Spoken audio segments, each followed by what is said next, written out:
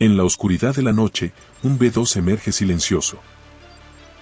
¿Cómo atraviesas 1000 kilómetros de defensas en países enemigos sin ser visto y después golpeas en segundos?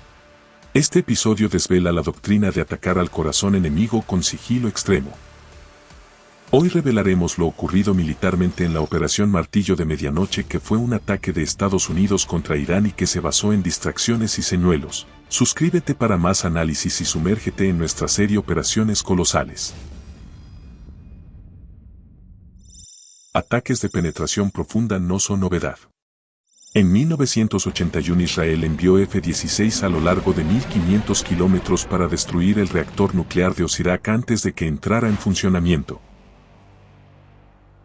Décadas después, en 1999 la OTAN empleó bombarderos furtivos en Yugoslavia. Contra esta estrategia, Estados Unidos apuesta por la furtividad. El B-2, por ejemplo, puede llevar una gran potencia de fuego a cualquier parte del globo y su tecnología furtiva le permite penetrar entornos hostiles sin apenas ser detectado. El general Dan Kane, presidente del Estado Mayor Conjunto del Ejército estadounidense, y el secretario de Defensa de los Estados Unidos, Pete Hegseth, describieron el domingo 22 de junio de 2025 una extensa operación que incluyó un total de 125 aeronaves, ataques con misiles Tomahawk lanzados desde un submarino estadounidense y el uso de 14 bombas de penetración de artillería masiva, MMO. Planificar la ruta fue una tarea titánica. Horas y horas de vuelo conjunta desde Missouri hacia el este, evitando zonas hostiles y sobrevolando aguas internacionales. Se programaron múltiples repostajes a mitad de trayecto, Atlántico y Mediterráneo, coordinados con aviones cisterna aliados. La operación Martillo de Medianoche contra las instalaciones nucleares de Irán consistieron en una misión de señuelo para atraer la atención de los rastreadores de vuelo. El núcleo de la operación de 37 horas fue una finta en la que un grupo de bombarderos B-2 voló hacia el oeste a través del Océano Pacífico como señuelos para mantener la sorpresa táctica. Según el secretario de Defensa, mientras que el grupo de aviones servía como señuelo, el mayor despliegue de bombarderos furtivos B-2 de la historia estaba en acción. Dicho despliegue lanzó bombas rompebúnkeres de 13.600 kilos por primera vez en combate. Un submarino con misiles guiados y cazas de cuarta y quinta generación participaron en el ataque, que realizó ataques nucleares en Fordow, Isfahan y Natanz.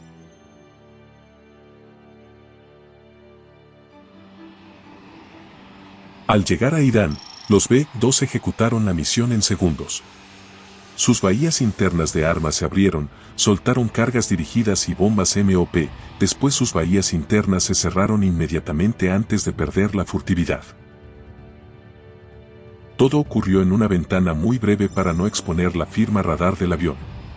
Según el jefe militar Khan, el primer B-2 dejó caer sus 2 bombas MOP justo tras cruzar la frontera, y en cuestión de minutos el resto del grupo lanzó decenas de bombas contra los blancos subterráneos clave. Afortunadamente, no hubo contacto, Irán no detectó ni disparó ningún misil durante la penetración y retirada. Por su parte, Irán dispone de sistemas S-300 y de producción local como el Khordad-15, los cuales son parte de una capa de defensa zonal. En teoría, estos SAM modernos pueden alcanzar blancos distantes. Por ejemplo, el Khordad-15 anuncia detección de aviones a 150 kilómetros, pero su capacidad de ver furtivos es mucho menor. Incluso analistas señalan que Khordad-15 apenas ve un avión furtivo a 80 kilómetros de distancia y puede enfrentarle a solo 45 kilómetros. En otras palabras, la firma reducida del B-2 hace que, para los SAM iraníes, el zona de muerte sea muy pequeña, el tiempo y espacio en que el bombardero es visible y vulnerable es corto. ¿Cuántas armas se utilizaron en la operación Martillo de Medianoche? Los oficiales indicaron que se utilizaron 75 armas guiadas de precisión y que la operación involucró a unas 125 aeronaves. Khan indicó que la evaluación de los daños en combate tomaría tiempo, pero que los 3 sitios sufrieron daños y destrucción extremadamente graves. Como ya mencionamos, Antes de los ataques B-2 a Fordo, un submarino del Carl Vinson Carrier Strike Group en el mar Arábigo disparó 24 misiles de crucero Tomahawk, según CAN y un gráfico publicado por el Pentágono. Una operación así busca retrasar o acabar con el programa nuclear iraní por muchos años.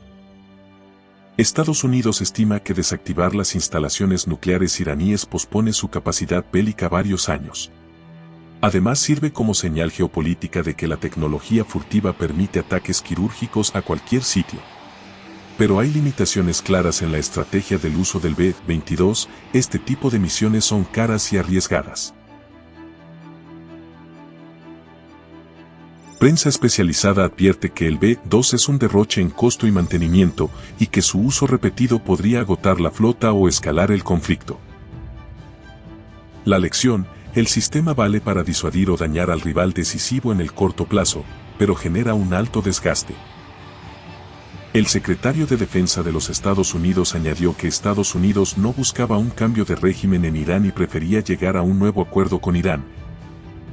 Pero Donald Trump reconoció que las conversaciones habían llegado a un punto muerto y que la República Islámica no estaba dispuesta a dar marcha atrás en la adquisición de un arma nuclear. El sigilo de la operación no termina al lanzar las bombas. Para el B-2, regresar a casa es tan crítico como el ataque mismo. No es un simple dar la vuelta. Cada paso del retorno está pensado para evitar ser detectado por radares enemigos, cazas interceptores, satélites y sistemas de escucha electrónica. El B-2 no desaparece, simplemente se vuelve invisible otra vez. Después de liberar sus municiones guiadas sobre el objetivo designado en territorio enemigo, los B-2 viraron bruscamente hacia rutas aéreas seguras, previamente analizadas por inteligencia. Volaron a gran altitud y velocidad con maniobras de zigzag y perfiles de vuelo no lineales para evitar ser rastreados. Se mantuvieron en modo emisión controlada sin comunicaciones, sin señales electrónicas. Era como si nunca hubieran estado allí. Para el regreso tuvieron que compostar nuevamente, a mitad de camino sobre el Mediterráneo o el Golfo Pérsico. Los B-2 se acoplaron en el aire con aviones cisternas, con combustible lleno. Los B-2 retomaron su viaje de más de 20 horas de vuelta a Whiteman AFB, Missouri. Ahí tuvieron que seguir los protocolos para el avión B-22, y que si quieres conocer todas las especificaciones técnicas te invito a ver el video completo en mi canal. Lo que se sabe es que fue el mayor ataque operativo B-2 en la historia de los Estados Unidos y la segunda misión B-2 más larga jamás realizada, superada solo por las de los días posteriores al 11 de septiembre de 2001. La Operación Martillo de Medianoche no fue una simple misión. Fue una declaración de capacidad, precisión y de cómo se libran las guerras invisibles en el siglo XXI. En menos de una hora, una flota de sombras atravesó el cielo más vigilado del planeta, golpeó con quirúrgica precisión y desapareció sin dejar rastro. Pero detrás de esa hazaña hay algo más: logística implacable, tecnología multimillonaria y una doctrina que prioriza el control del cielo sin necesidad de invadir el suelo. El enemigo solo vio el impacto. Nunca escuchó su motor. Nunca lo detectó en radar. Y para cuando reaccionaron, el B-2 ya era solo una sombra cruzando el océano. ¿Te gustaría entender cómo se entrenan estas tripulaciones o qué otras plataformas pueden ejecutar ataques similares? Suscríbete a Colossal Insight y cuéntanos en los comentarios qué otra operación colosal quieres que analicemos.